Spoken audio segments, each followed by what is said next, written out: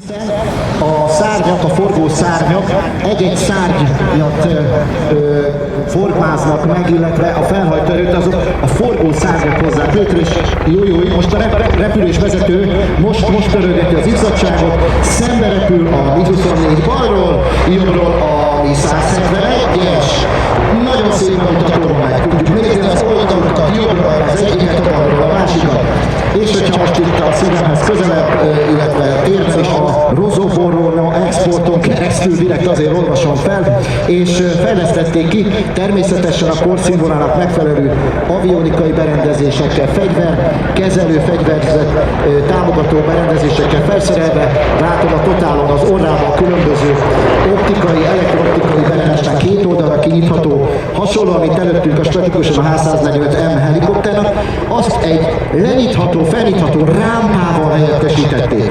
És most nagyon szépen lehet látni, szintén a repülés szerkezetben az visszatérve a két helikopterépítés különbségét. Szembe, bal oldalon a Mi-171-es, ott villog piros kis lámpácskával, az egy nagyobb fény.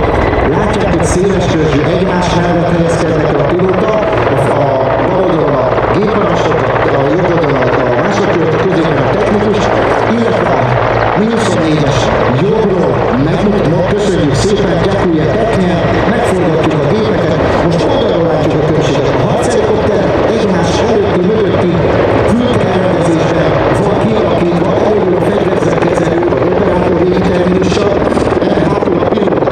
Most megint meg tudjuk nézni, hogy milyen vékony, milyen áramvonalas a harchelikopter. Ez nem csak a sebességvadó, és ez a típus, a helikopterek sebességrekordját tartja, viszont egy nagyon szép manőver. Hát ezt majd megkérdezik, hogy csinálják. Páros orron palástot hajtanak végre, hát ezt át fogjuk venni, csak kollégák. Hát ezt ne is kérdezzétek, hogy föl is nincs levégve. Szóval áramvonalas a harci helikopter, hogy minél kisebb láthatóságot mutasson az ellenség oldaláról felül, és most kinyitotta, és kivet a Mi-171-es a cseh kollega. Na forgassunk meg, kérem szépen, hogy lássunk bele hátul. Addig eltolt a Mi-24-es a karcsú törzsével, és most ha oda nézzük, oda totál, ott van a képen, ott van a rámpán, a rámpás, ahogy szoktuk mondani, ki van nyitva. Hát ez a különbség, ha megnézzük, hogy két oldalon nyitva, hogy ezt is előszeretettel használják az egyderősök különböző teszak feladatokra, és sokkal könnyebben lehet berakodni, illetve fegyverzetet lehet erre a rámpára, és főrotorral rendelkezik, mind a kettő 3 napos valókulcsal számolják meg, biztos, hogy annyi. Most láthatjuk, térjünk át egy kicsit a harci oldalra, jobb oldalra, a szárnyakat, a fegyverfelfüggesztő szártulajdonképpen, mert a nagy sebesség eléréséhez bizony stabilizálja ez a fegyverfelfüggesztő konzol, ahol irányítható rakétákat, nem irányítható rakétablokkokat lehet felfüggeszteni, illetve amit már mondtam, de nem állottam, hogy 335 km/h a maximális sebessége.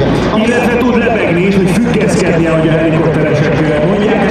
A páros gyakorlatot látunk a cseh légierő helikopterpilótának köszönhetően, ami egy nagyon ritkán látható világközönségét, hogy a két kolibri madárról járná a nász táncát, és úgy látom, hogy oldalsó ajtót is kinyitották. Így van, mondják a fülükön. A helikopterek is kis magasságon, vagy közepes magasságon? Tökéletes, pontos megfogalmazás, igen, szerepet fognak kapni a földközeli kismagasságú biztosításban, illetve felderítési feladatokban. Most azonban azt hiszem, két kifejezést nagyjából ki fogunk írtani a szótárból. A tank és a helikopter szavakra. Tehát kizárólag harckocsi és kizárólag forgószárnyas repülőgép.